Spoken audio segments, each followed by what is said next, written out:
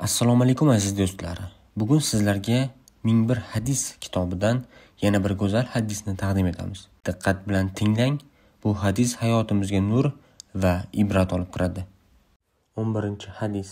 Ey inson farzandi, huzuringda o'zingga kifoya qilgudek narsa bo'la turib, tug'yonga, haddan oshishga olib boradigan narsani so'raysan.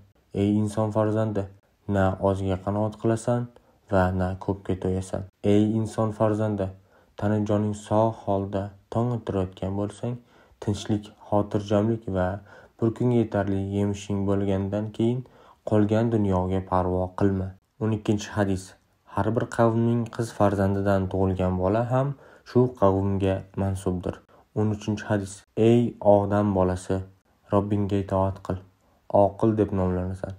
U zotga osiylik qilma, aks holda johil deb nomlanasan. 14-hadis. Jabroil alayhissalom kelib menga shunday dedilar: xohlaganingcha yasha, baribir o'lguvchidirsan. Xohlagan kishingni sev, baribir undan ayrilguvchidirsan. Xohlagan amallaringni qil, baribir o'shanga yarasha jazo olguvchidirsan.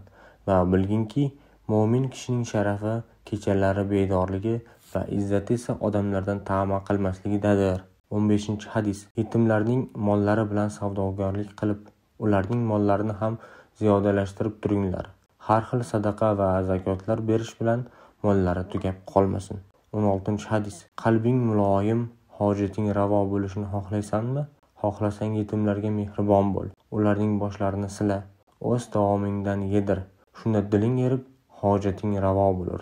17-hadis. Qo'y boqinglar, chunki u barakadir. 18-hadis. Chaqimchilik nima, bilasizlarmi? U odamlarning o'zaro munosabatlarini buzish niyatida gaplarini bir-birlariga tashimoqdir. 19-hadis. Harom narsalardan saqlaning. Odamlar ichida ibodatlirog'i bo'lasiz. Allohning taqsim qilgan rizqiga rozi bo'ling. Odamlarning boyrog'i bo'lasiz. Qo'shningizga yaxshilik qiling. Tinch, mo'min bo'lasiz. O'zingiz sevgan narsani odamlarga ham ravo ko'ring. Salomat yuruvchi musulmon bo'lasiz. Ko'p kulmang. Ko'p kulishlik dilni o'ldiradi. 20-hadis. Allohdan qo'rqing. Yaxshi va xayrli amallarning birortasini kichik sanamang.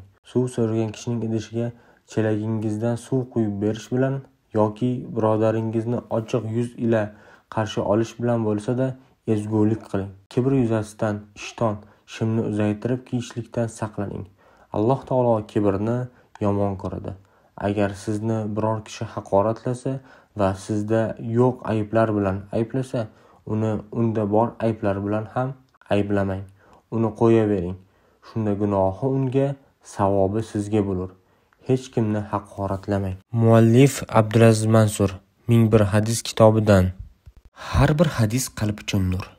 Shu nurni boshqalarga ham yetkazing azizlar. Kanalga obuna bo'ling. Navbatdagi hadisni o'tkazib yubormang.